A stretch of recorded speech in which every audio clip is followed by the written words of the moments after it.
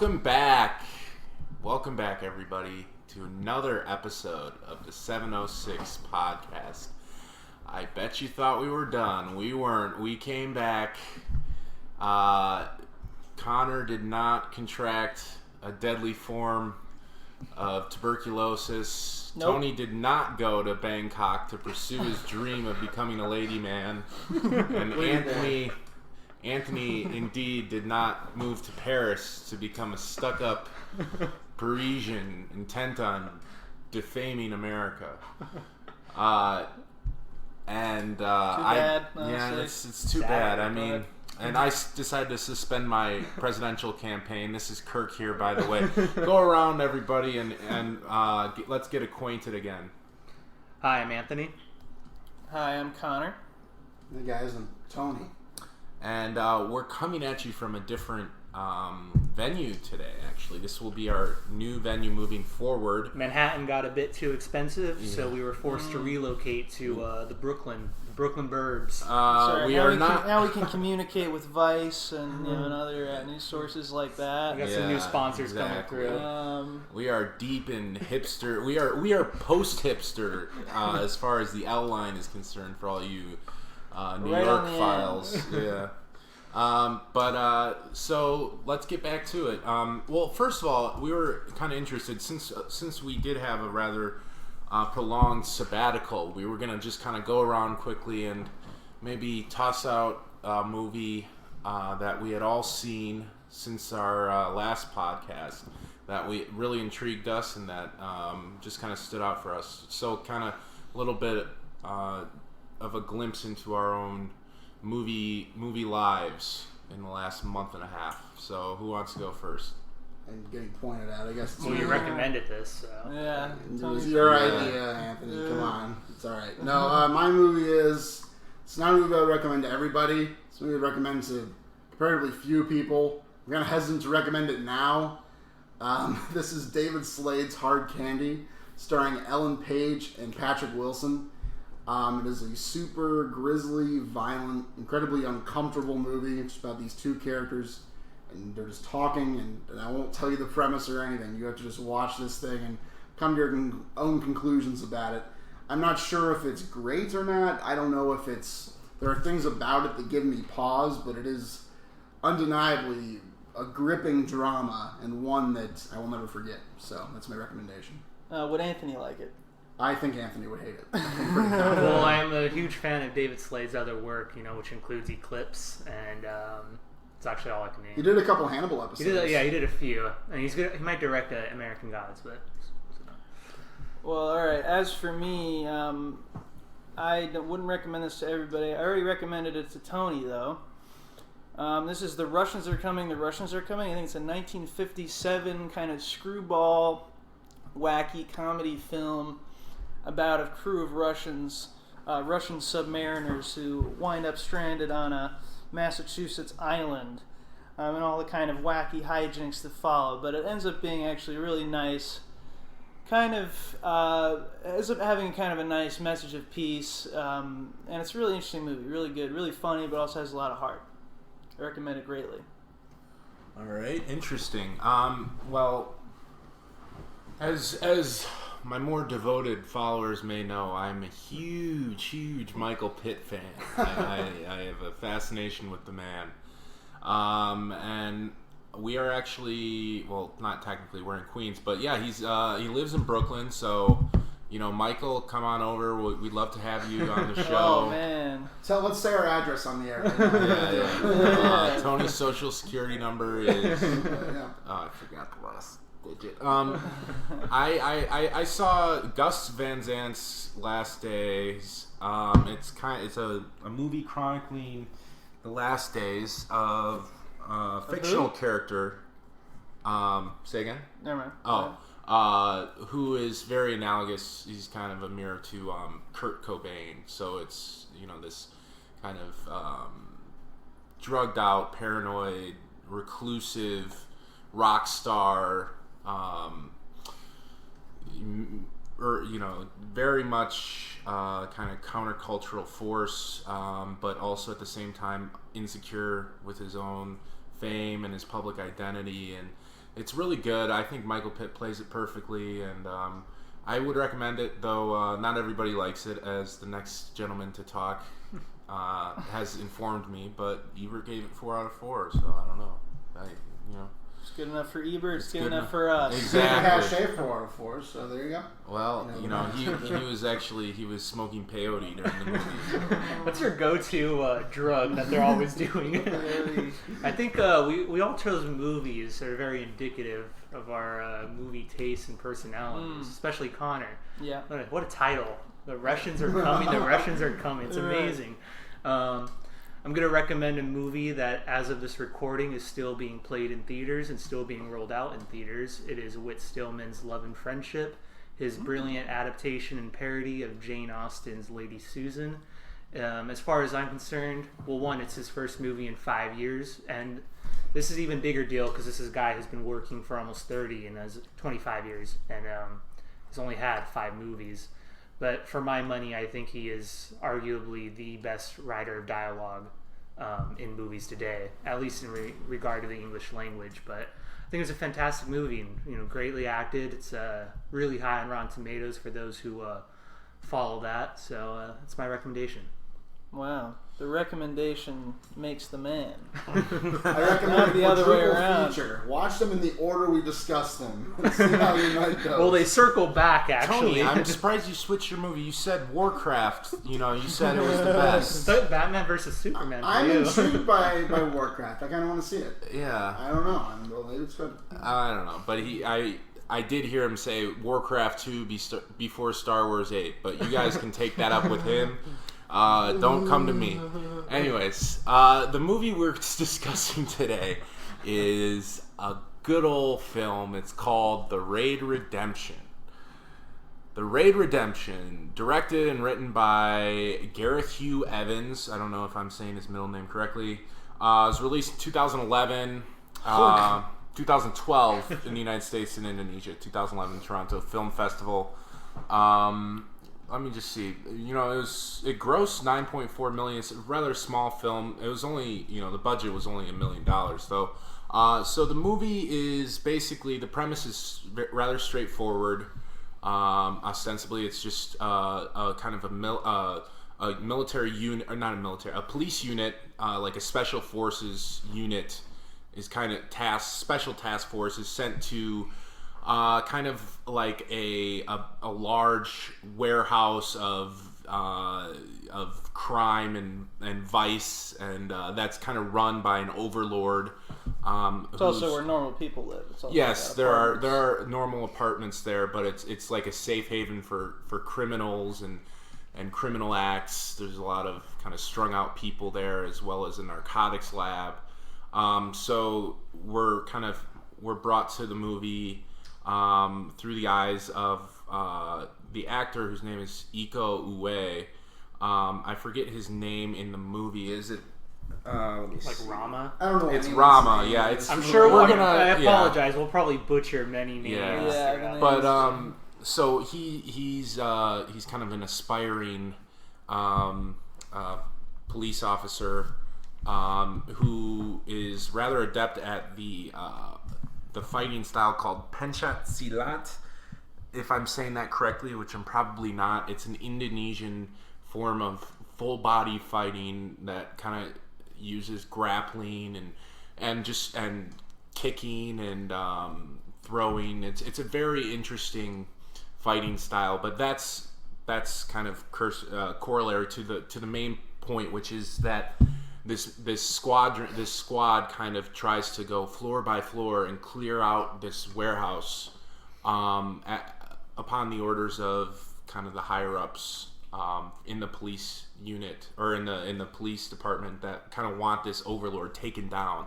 So we follow them through this journey as they go higher and higher. The stakes get higher, and they suffer.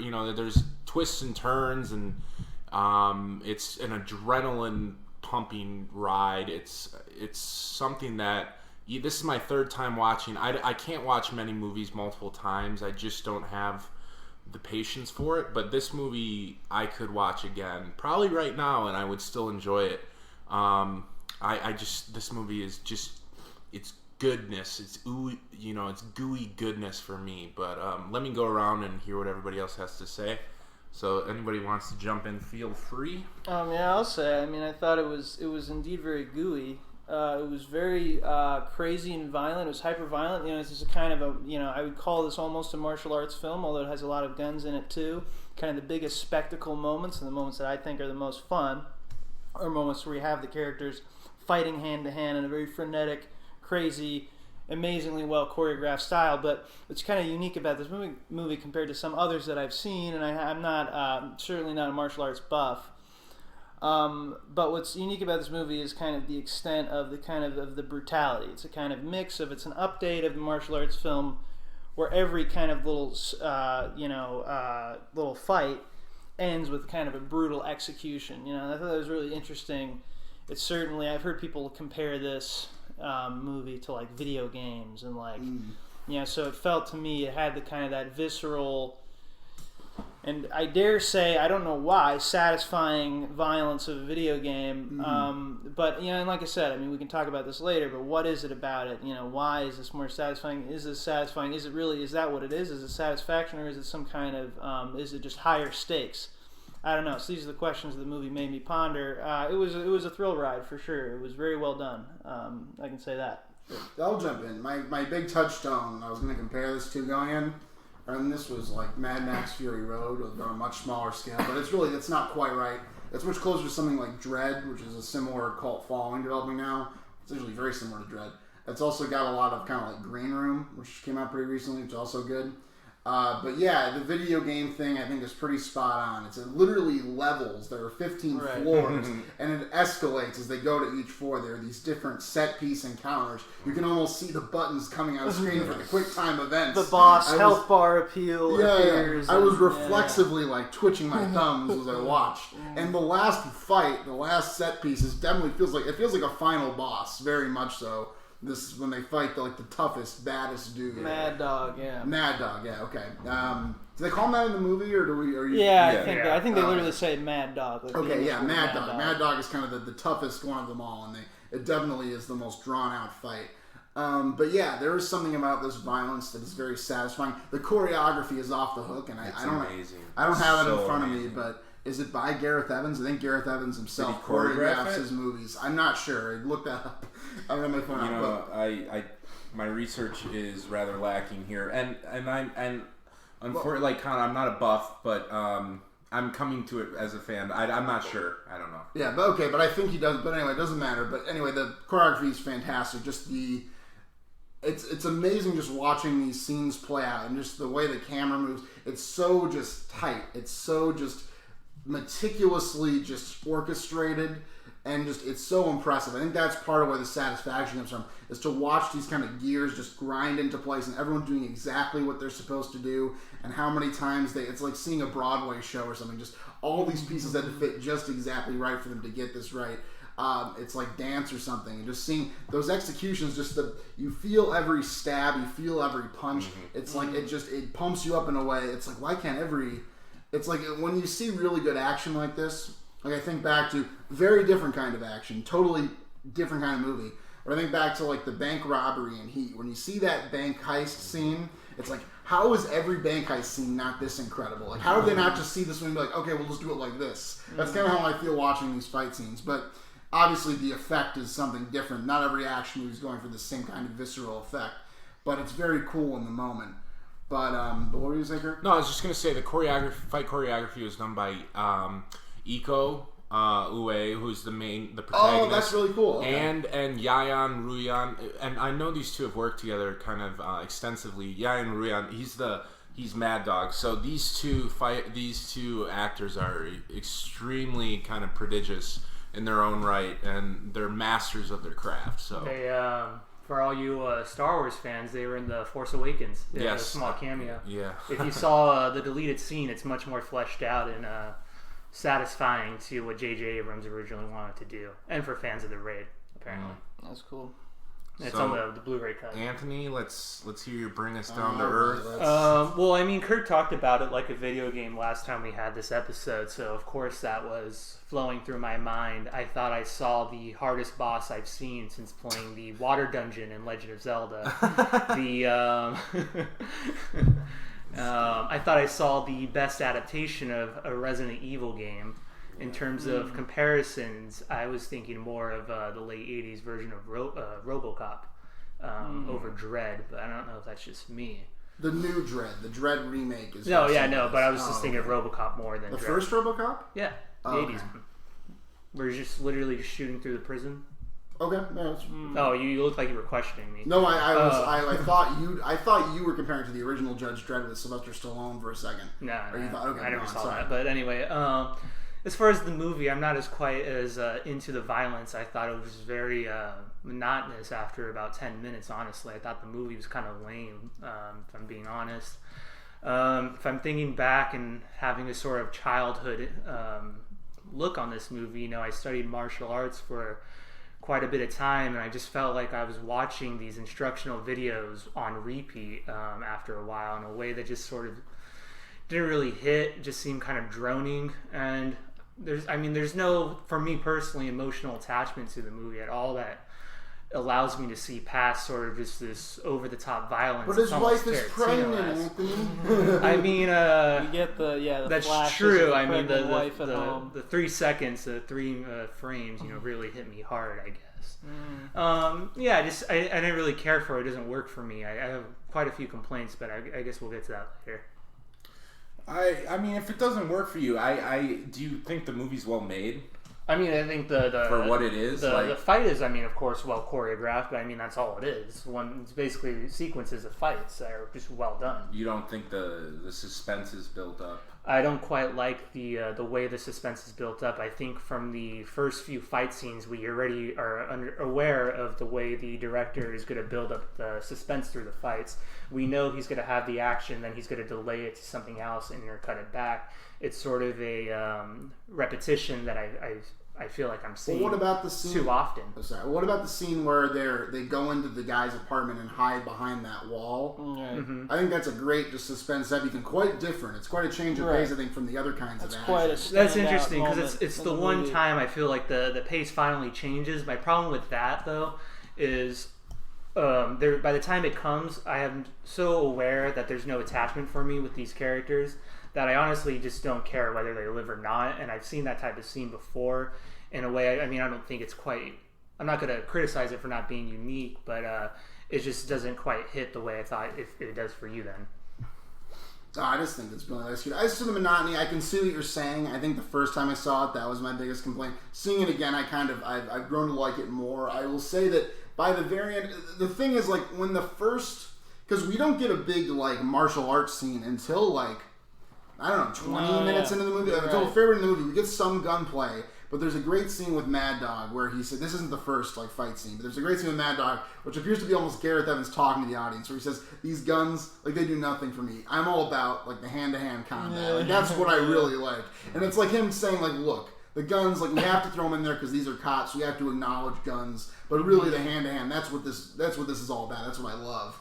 And that first fight scene we get, the first martial arts scene, is just so enthralling. It's just so exciting in that hallway when he takes out, 5 guys, or he's got his friend on his arm, his wounded friend, and he has to, simultaneously support his friend who's limping along and take out these different guys and knife these guys. That is absolutely fantastic. To me, the movie never reaches those heights again. Each fight is good. It never is boring for me exactly, but by the end of the film, it's kind of there's no sense of it's holding anything back. There's no sense of it's got something up its sleeve that we haven't seen yet. We kind of know everything it's going to do from that scene onward, which I guess you could see as a flaw. I think the movie is what it is, but I guess you could want more of an escalation than there ends up being. I can see that as a complaint, yes. But you're praising it for a sort of action that you even said you saw as continuing on, as monotonous over and over. So then what besides the idea of just being exciting is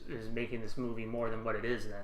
It's what do you mean? It's aside from the movie being good and well made and entertaining, what more do you, I mean? That's not what I said at all. I just said you just called it exciting for its action. I'm just saying, is there anything else that I'm missing? No, I'm talking about the movie. I didn't make that complaint at all. I don't think you're missing. No. I don't think you're missing anything. This is not a movie you have to rewatch to pick up on the subtleties. I think this is a movie that it works on a very visceral level, and if that doesn't work for you, it doesn't work for you. I'm not going to be able to convince you that it works when it didn't work for you, because it's all visceral.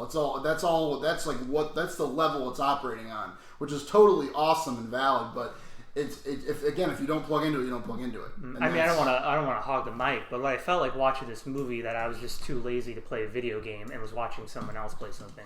It was like watching a extended cut of Resident Evil 5. But these are real people that are actually doing it. It's incredible craft. It's an incredible craft. It's not an instructional video. These are the best in the world.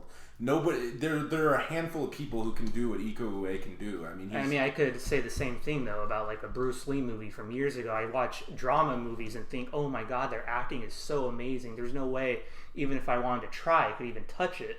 And I think there's just as much talent in actors of all ability. I mean, this is a different type of movie, but I don't want to just say it's amazing because it's a choreography that's not quite capable of being done by large groups of people, or that's being done on I think other movies. Possibly. That has to be the physical ability has to kind of be admired here, or at least acknowledged, because this is a counter to kind of the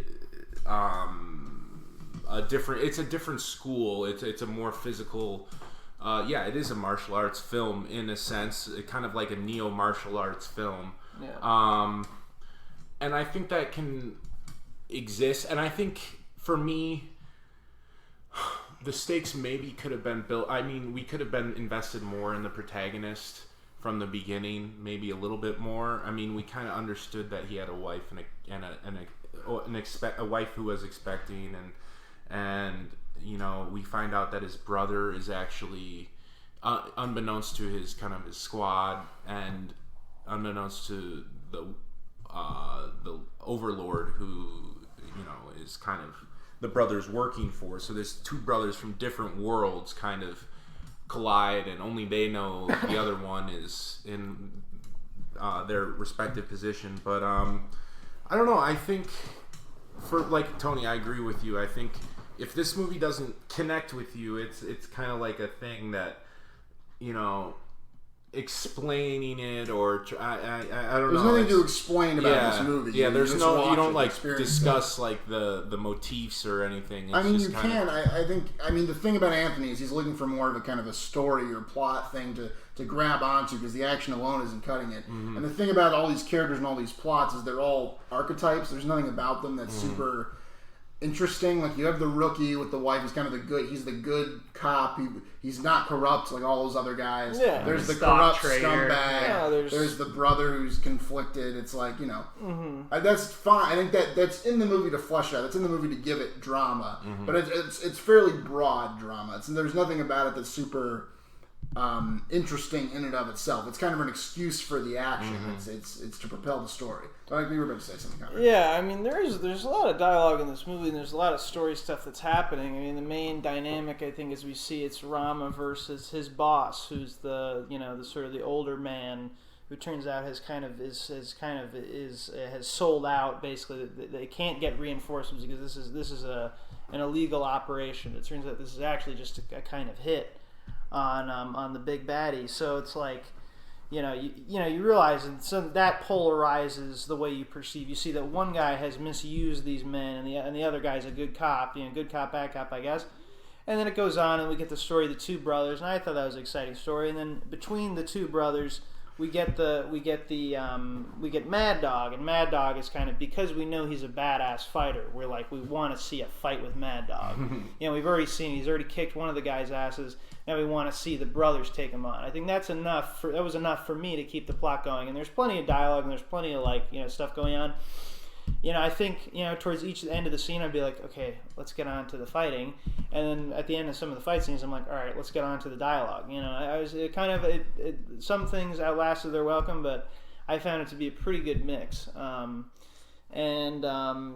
do agree, however, that like I had no idea what's going on kind of in the beginning. I'm just like, okay, it's a bunch of cops, and who are they? I don't know. But that's actually where I'm the most invested, actually, really? Weirdly. And then the beginning is the most exciting for me. When you're just cutting to these different things, it's cutting really quick, and you see him doing the pull-ups, and something's about to go down, but we don't know the specifics of it. That's when the plot is the most exciting for me. Once we find out about these double crosses and stuff, it's fairly rote, cop movie stuff that doesn't really thrill me in the same way. Kind of the opposite. And I like Jawa. Who's Jawa? He's the leader of the SWAT. I'm probably butchering his name. The SWAT team. The older man? No, not the gray-haired one. The one who's killed by Mad Dog before the final fight. Him? Why did you like him? I'm interested because it's the one character, because this is before we figure out that our lead protagonist has a wife and who's expecting. Well, we know that from the beginning. He kisses his wife's pregnant belly. That's true, but we don't see the thing. We don't hear about the brother. So this is kind of a character who's talking about like getting this guy back to jail or figuring out like getting backup. It's sort of fairly stock stuff, but it's just interesting because it's the one thing we see up until we get to the antagonist with Mad Dog later on, and we find out about this guy's brother. It's a sort of internal antagonism between the protagonist and him. Yeah. But other than that, it's whatever. I think one thing that does work in its favor, and Tony, maybe you have the same feeling because you did say that first scene in the hallway was really something for you. I think it's like, and this I get a lot from in Die Hard. It's like the bad guys at the beginning of the movie are kicking ass, and they're really wiping the floor with kind of the people you're rooting for, and you're almost like, oh shit, is this even gonna work? Are they gonna be able to overcome? Are they just outnumbered, outmatched? And then you have the John McClane, you have the Rama, whatever it is, Rama. You have this guy that can really kind of show off and basically fuck over the bad guys, and that's what I love about it, is because it's like that first scene, it's like, oh yeah, you guys, you finally met your match. And then he says on the van, like, I don't want a single empty seat in this van, and then hilariously 90% of them are killed like immediately. Yeah. They all just get really screwed up, and you're just kind of like, at least for me, like just this dread was saying, it's like, oh my god, these guys had no idea what they're walking into, which they really didn't.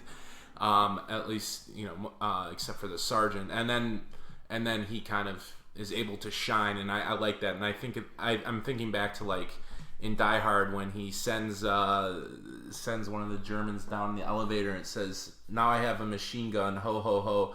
I love that, and I think it's just like, it hits a place in me that just really kind of fires me up. So it allows me to vicariously join in and be the guy that stands over the villains, and flips them off while he runs on to the next one. And sure. Are you still talking about Die Hard, or are you talking about both of them?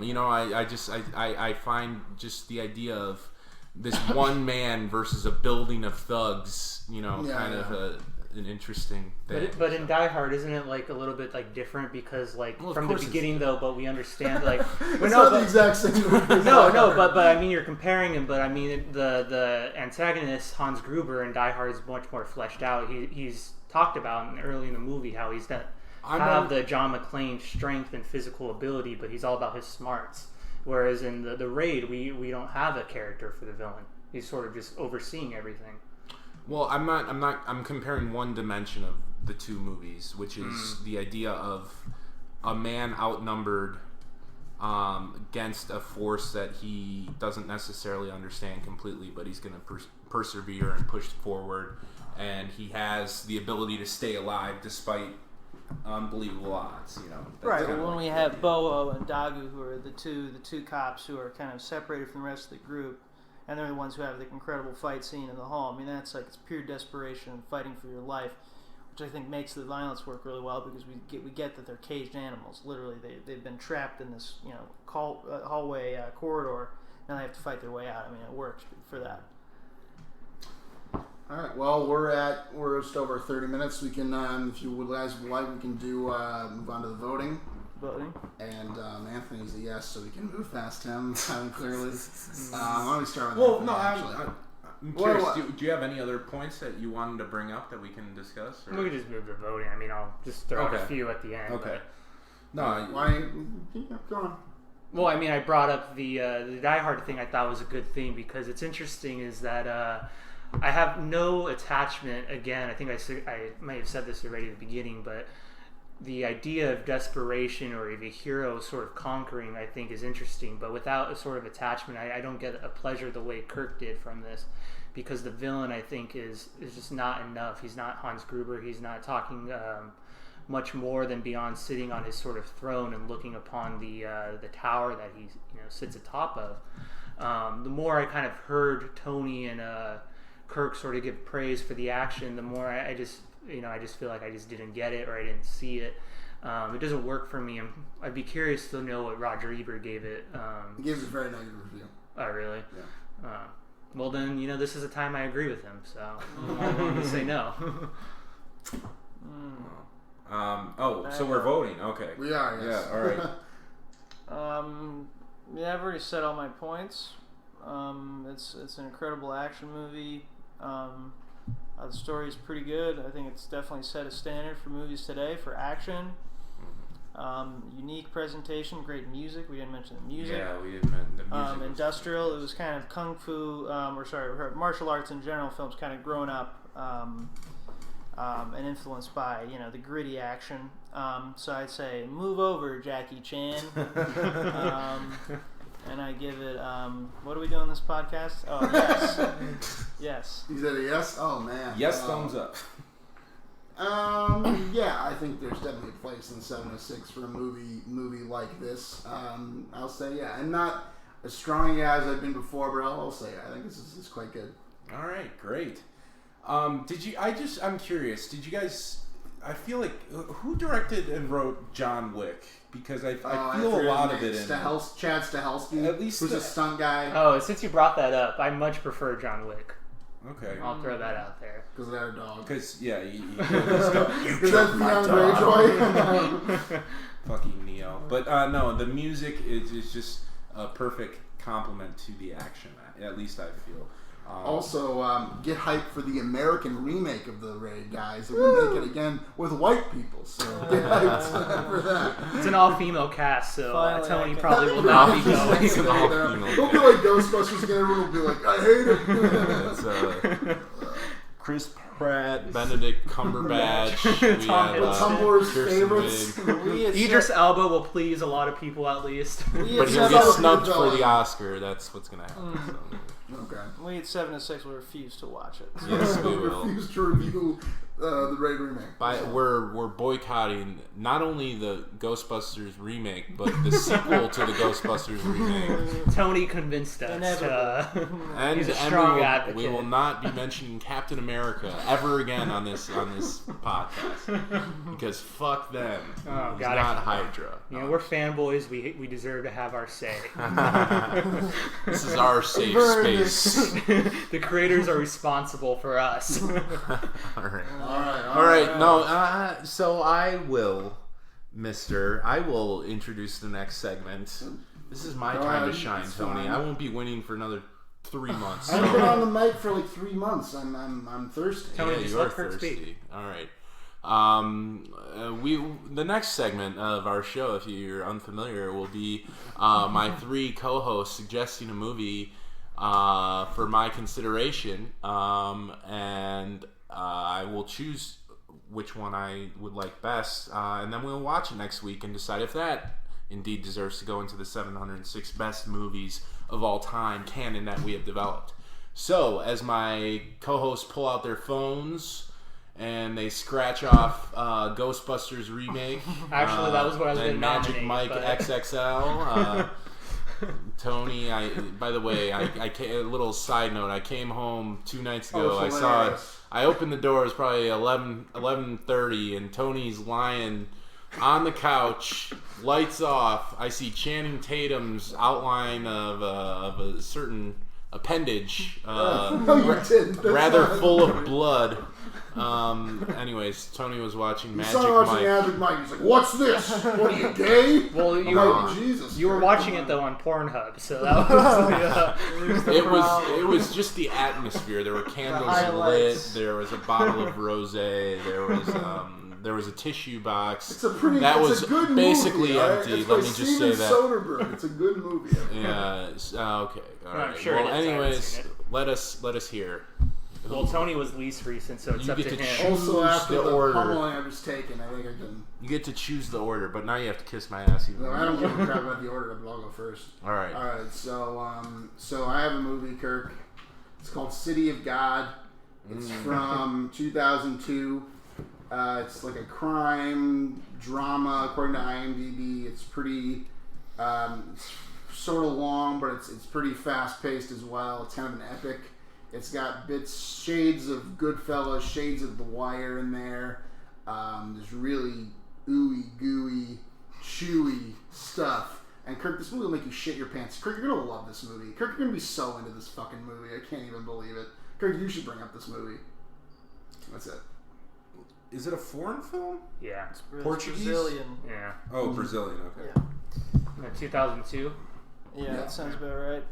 Okay, so last time we met, I was still in college. We had our episode. I graduated from college. If you remember in the last episode, a certain film was recommended to me that I was upset that I felt as if I couldn't pick it. This was, of course, Scott Pilgrim. As I was graduating from college, as I sat in my 2 different graduation ceremonies, I was just hitting myself. I was just, why didn't I pick Scott Pilgrim? Why didn't I pick Scott Pilgrim? Not that I didn't like The Raid, don't get me wrong. So now I've decided to make amends and finally have this monkey off my back. I'm going to recommend Edgar Wright's Shaun of the Dead. The first of the 3 Flavors Cornetto trilogy. What can I say? Sometimes it's a bit passed over and compared to the other ones, but it's an important beginning point. It's as good as any of the others, I think. Extremely strong, great acting, great humor, great editing, great. It's all got all that Edgar Wright magic. So. All right. That's tough. All right, keep. You've been great with the Polk ones today. Move over Jackie Chan. Yeah, Connor's got the spotlight. I'm considering a career in newspapers. I've graduated. Well, we've talked about action a lot this episode, and you may have seen this actor's name in the headlines. It's Johnny Depp.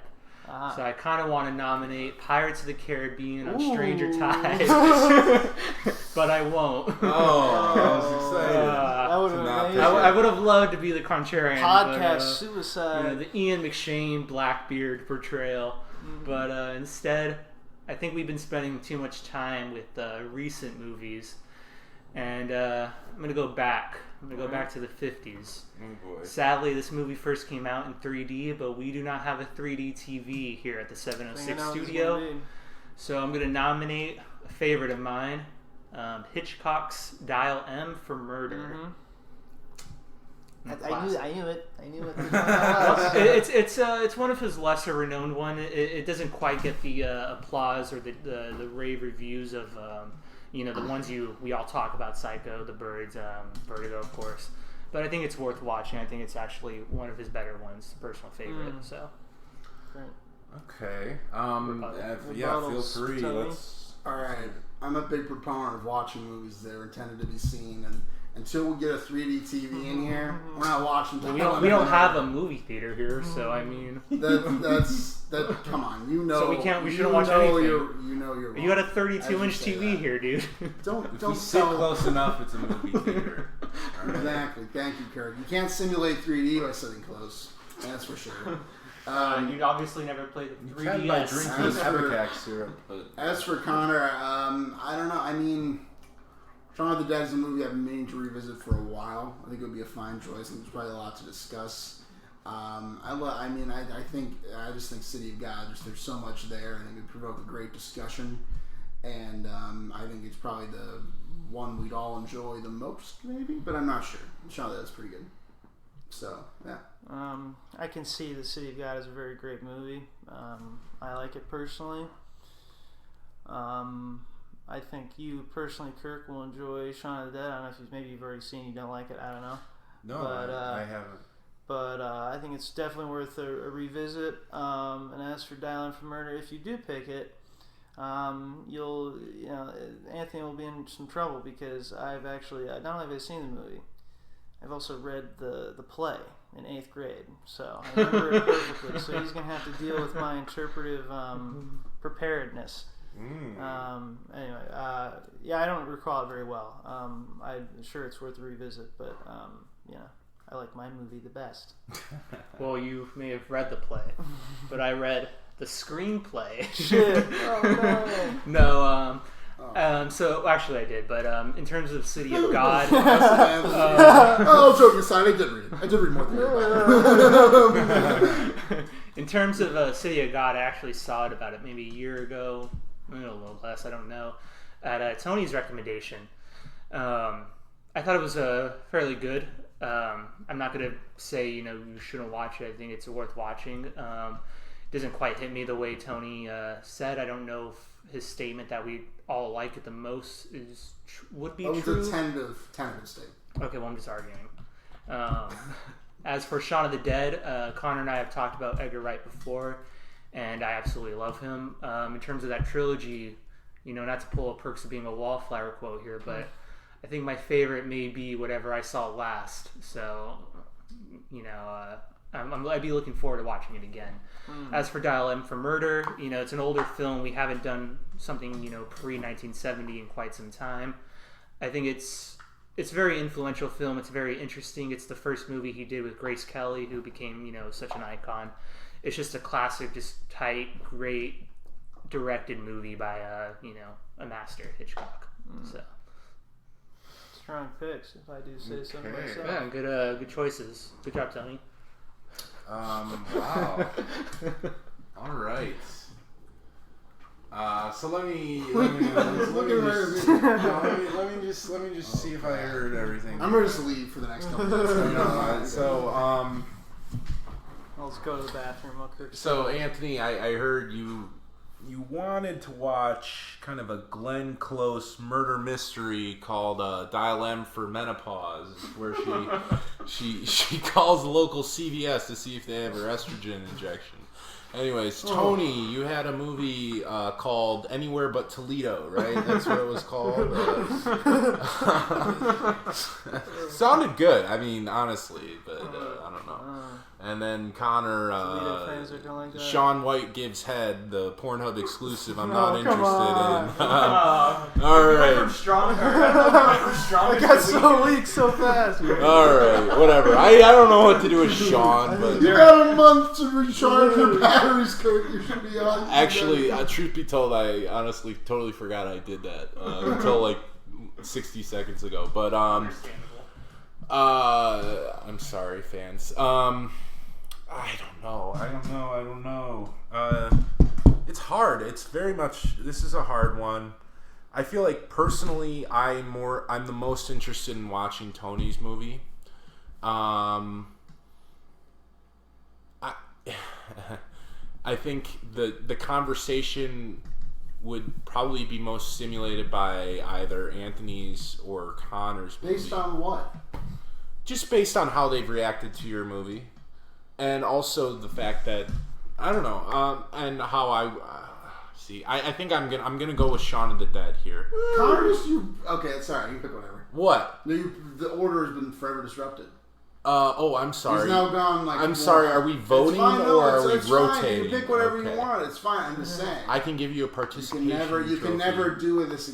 It's forever. I do. This was the whole point. My votes have integrity. You've corrupted the podcast. I picked Connor's movie. I mean, why even have him suggest something? That's fine. Connor, I think this movie, I'm excited to see it.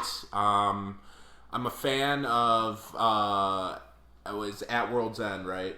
World's End. That's the Pirates of the Caribbean. You got me thrown off. I mean, most people confuse the James Franco one before Pirates of the Caribbean. I would watch all three of these movies, and I think Anthony's was Kirk should be allowed to pick anymore. a good choice. Mine was the film school choice. But I just feel like I would have been lost a little bit, probably, just because I haven't seen many of Hitchcock's greatest. So I will go with Connor. So why his over mine, I ask? Because they were so lukewarm on your They movie. really kind of really likes it. No, we both said for City God, I like it a lot. I said it was okay. Yeah, I mean, that's right. Tony, not to quote Peaks of being Wildflower, but sometimes we pick the love we think we deserve. So, I Wow, would probably so cool. watch it on my own when I pause for every 20 minutes. That's how I like to enjoy a movie. It's probably This is one you could watch. Plus, we haven't really done like when have we done a modern comedy? Have we done one? I don't know. Not really. Plus, we just done quite a few foreign movies and stuff. Yeah. So, anyways, Tony is once we turn off the microphone and we'll get this for another 20 minutes. Maybe we'll put it in the bonus bit.